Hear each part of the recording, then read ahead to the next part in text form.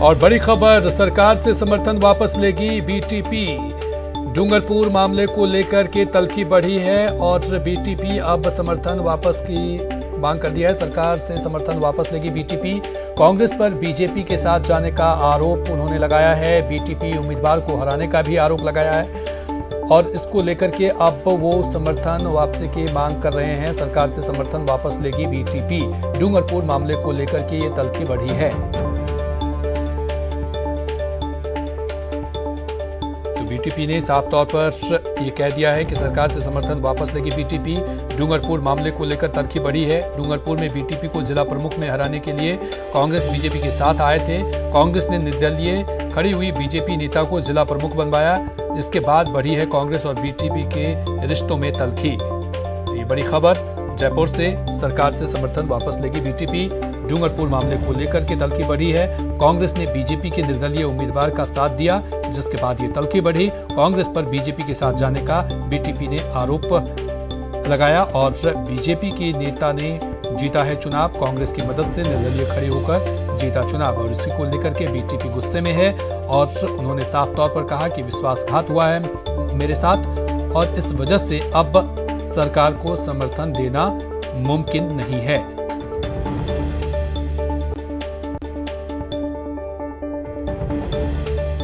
वहीं केंद्रीय मंत्री पीयूष गोयल ने ट्वीट किया है। उन्होंने कहा कि पीयूष गोयल ने कांग्रेस पर निशाना साधा, नए संसद भवन पर कांग्रेस को घेरा है।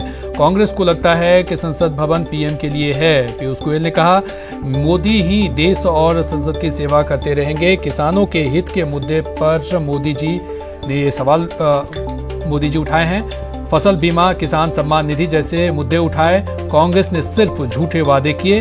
ये ट्वीट के जरिए केंद्रीय मंत्री पीयूष गोयल ने कांग्रेस पर निशाना साधा। पीयूष गोयल ने कांग्रेस पर निशाना साधते हुए कहा कि नए संसद भवन पर कांग्रेस को घेरा है उन्होंने। कांग्रेस को लगता है संसद भवन पीएम के लिए है। मोदी ही देश और संसद की सेवा करते रहेंगे। ये पीयूष गोयल ने अपने ट्विटर के जरिए कांग्रेस पर निशाना साधा है।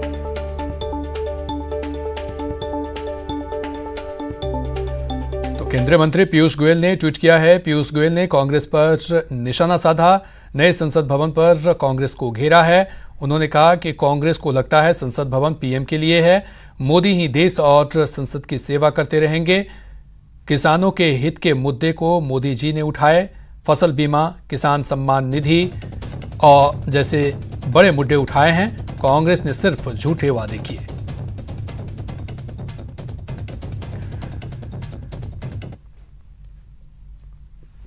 और चलिए बढ़ेंगे अगली खबर की तरफ। उप प्रमुख, उप प्रधानों का चुनाव आज है। प्रत्याशियों को दिया जा रहा है पार्टी सिंबल। दोपहर 3 बजे से 5 बजे तक होगा मतदान। 5 बजे के बाद होगी परिणाम की घोषणा। एडीएम ओपी विश्नोई ने ये जानकारी दी है। तो उप प्रमुख, उप प्रधानों का चुनाव आज और दोपहर 3 बजे से 5 बजे तक ये मतदान होगा। 5 बजे के बाद परिणाम की घोषणा होगी। एडीएम ओपी विश्नोई ने ये जानकारी दी है। प्रत्याशियों को अब पार्टी का सिंबल दिया जा रहा है। 5 बजे तक मतदान होगा, 3 बजे से 5 बजे तक के बीच में, और 5 बजे के बाद परिणाम की घोषणा होगी, जिसके बाद उप प्रमुख और उप प्रधानों का यहां पर नाम सामने आएगा। दोपहर 3 बजे से 5 बजे तक ये मतदान होने वाला है। एडीएम ओपी विश्नोई ने यह जानकारी दी है। चलिए और अधिक जानकारी के साथ सिकंदर शेख हमारे साथ जैसलमेर से जुड़ चुके हैं और सतवीर सिंह बीकानेर से।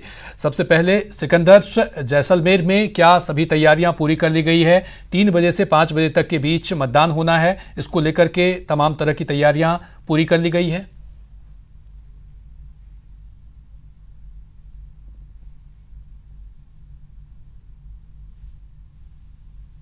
नामांकन जो लोगों ने किया था उसको लेकर, तो यहाँ पर मैं आपको बता दूं, अभी अभी जो चीजें आई है उसमें जो उप प्रमुख का जो चुनाव है वो यहाँ पर त्रिकोणीय मुकाबला हो चुका है।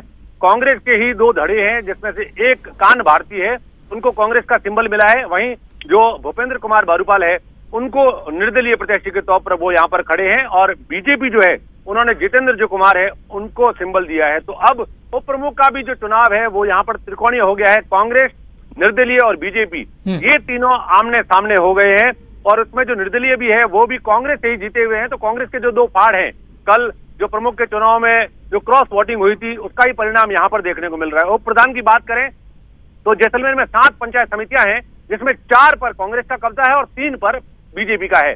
उसमें से जो सम पंचायत समिति है उसमें कांग्रेस ने अपना नामांकन ही दाखिल नहीं किया था, उसको लेकर अब जो बीजेपी है उसने अपना यहाँ पर निर्विरोध जो प्रधान है वो सवाई सिंह सत्तो है उसको बना लिया यहाँ पर। तो एक जो पंचायत समिति है सम, उसमें निर्विरोध जो है बीजेपी का उप प्रधान चुना जा चुका है। वहीं जो जैसलमेर जो समिति जिसके सामने हम अभी खड़े हैं वहां पर भी त्रिकोणीय मुकाबला हो गया है। जो 2 धड़ों की जो लड़ाई है कांग्रेस में वो भी यहाँ पर सामने आई है। यहाँ पर जो कांग्रेस का जो सिंबल है वो हेम सिंह को यहाँ पर मिला है, वहीं बीजेपी जो है उसने अपना सिंबल प्रेम सिंह को दिया है और कांग्रेस की जो मोनिका परियार है वो यहाँ पर निर्दलीय प्रत्याशी के तौर पर सामने खड़ी है। तो जैसलमेर जो पंचायत समिति है उसमें भी त्रिकोणीय मुकाबला है। बाकी जो समितियां उसमें भी यही समाचार आ रहे हैं कि कहीं ना कहीं जो 3-3 लोगों की जो आपसी है वो यहाँ पर सामने रहेंगे लड़ाई में। और कांग्रेस की जो फूट है वो यहाँ पर एकदम खुलकर सामने आ गई है। बीजेपी ने 20 साल के बाद में यहाँ पर अपना जिला प्रमुख बनाया है और जो उप प्रमुख है वो भी आज उम्मीद यही की जा रही है कि बीजेपी ही बनाएगी। चलिए, हमारे साथ सतवीर सिंह बीकानेर से जुड़ चुके हैं। सतवीर, क्या वहां पर भी सिंबल बांटे जा चुके हैं और वहां पर क्या स्थिति है? मतदान चूंकि 3 बजे से 5 बजे तक के बीच होगा, तो ऐसे में क्या कुछ तैयारी और सिंबल को लेकर के क्या कुछ खबर आपके पास? तैयारी और सिंबल को लेकर के क्या कुछ खबर आपके पास?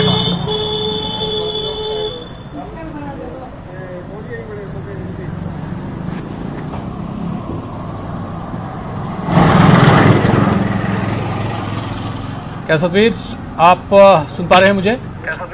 जी बिल्कुल, अगर बीकानेर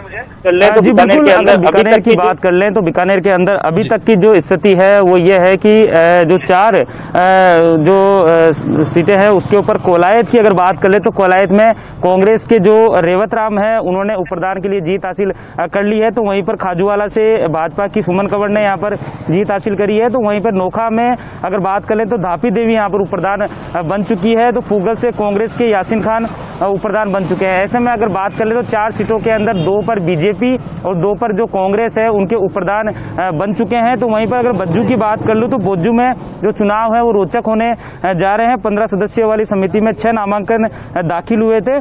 तो ऐसे में माना जा सकता है, क्योंकि अगर बीकानेर पंचायत समिति की हम बात कर ले तो वहां पर अभी भी जो कश्मकश का जो दौर है वो लगातार चल रहा है। तो ऐसे में माना जा सकता है, क्योंकि कांग्रेस की जो लक्ष्मी देवी है वो यहाँ पर खड़ी है उप प्रधान के लिए। तो वहीं पर अगर बीजेपी की बात करें तो राजाराम जो है वो उप प्रधान के लिए खड़े हैं। ऐसे में जहां पर ज्यादा बात मानी जा रही है तो जो लक्ष्मी देवी है कांग्रेस की वो यहाँ पर उप प्रधान बन सकती है और बाकी सीटों पर जल्दी जो नाम है वो यहाँ पर घोषित हो जाएंगे। लेकिन जिस तरीके से कल जिला प्रमुख के चुनाव हुए थे, जिला प्रमुख जो कांग्रेस के जो मोडाराम मेघवाल बने हैं, उसके बाद में कहीं ना कहीं अब कयास लगा जा रहे हैं कि दोनों ही पार्टियां कशमकश के दौर में जुट रही है और चाहती है कि जो उप प्रधान है वो उन्हीं की पार्टी का बने।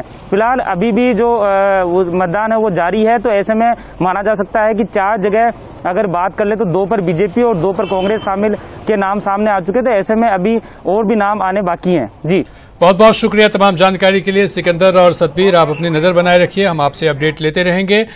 तो प्रत्याशियों को अब पार्टी सिंबल भी दिया जा रहा है और कई जगह पर यह भी खबरें आ रही है कि अब वो जीत भी गए हैं और कईयों पर कशमकश की स्थिति बनी हुई है, क्योंकि चूंकि पार्टी का पूर्ण बहुमत नहीं है तो इस वजह से निर्दलीय और पार्टी के बीच, कांग्रेस और बीजेपी के बीच यहां पर टक्कर देखने को मिल रही है।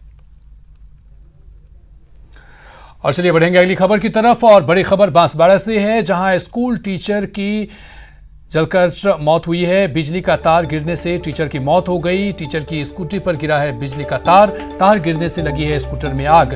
टीचर की जलकर मौके पर ही मौत हो गई। तो ये बड़ी खबर आपको बता रहे हैं, जहां स्कूटी पर बिजली का तार गिरने से टीचर की मौत हो गई। टीचर की स्कूटी पर गिरा था बिजली का तार गिरने से स्कूटी में आग लग गई और टीचर की जलकर मौके पर ही मौत हो गई। तो ये दुखद और बड़ी खबर, स्कूल टीचर की जलकर मौत हो गई। वहीं दूसरी बड़ी खबर उदयपुर से है, जहां ट्रक ने बाइक को टक्कर मार दी। हादसे में 2 युवकों की मौत हो गई। हाईवे ब्रिज पर यह हादसा हुआ है। पुलिस ने शव को रखवाया है मोर्चरी में। तो ये उदयपुर से बड़ी खबर, जहां पर सड़क हादसे में 2 युवकों की मौत हो गई है। हाईवे ब्रिज पर यह हादसा हुआ है। पुलिस ने शव को मोर्चरी में रखवाया है।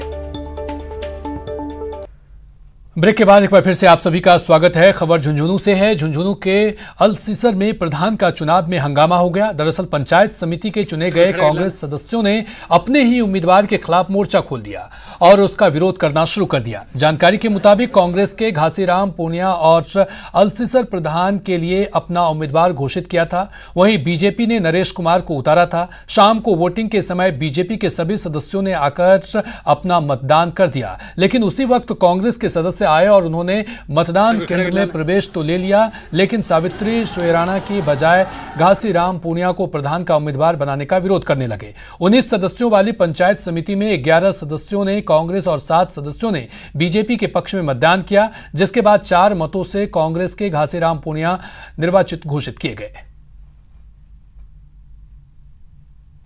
पुराना ग्रुप चाहिए, गाछी जी पुराना है, हम नए, अब पुराना लाएंगे शमशान भूमि से उठा के, कब्रिस्तान से उठा के। पुराना ग्रुप चाहिए। अभी वोटिंग हो गई है तो क्या लग रहा है आपको? अभी वोटिंग हो गई है? वोटिंग हो गई है, कोई दिक्कत नहीं, आगे देखेंगे, आने वाले टाइम में देखेंगे, कोई दिक्कत नहीं।